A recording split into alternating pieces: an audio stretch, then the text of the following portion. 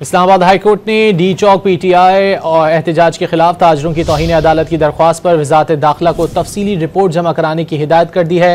दौरान समाअत chief justice ने सरकारी वकील से मुकालमा करते हुए रिमार्क्स दिए। वो अपने ही ऑर्डर का खुद शिकार हो गए थे।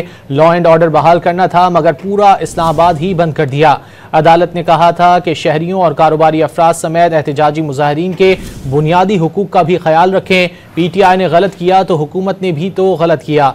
मजीद जानेंगे डॉन न्यूज के नुमाइंदे ताहिर नसीर से। ताहिर, मजीद क्या कहा गया अदालत की जानिब से?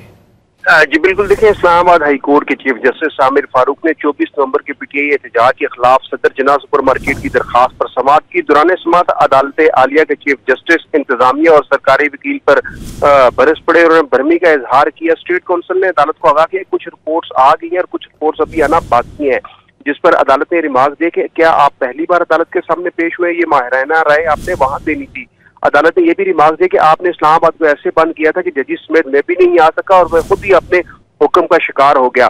आपने लॉ एंड ऑर्डर बहाल करना था मगर आपने पूरा इस्लामाबाद बंद कर दिया। चीफ जस्टिस ने यह भी रिमार्क दिया कि दरखास्त गुजार ने अदालत से इस्तदा की थी कि हमारा कारोबार चलने दिया जाए। आपने मीडिया पर हर जगह कहा कि इस्लामाबाद हाई कोर्ट के हुक्म पर हम एहतजाज की इजाजत नहीं दे रहे।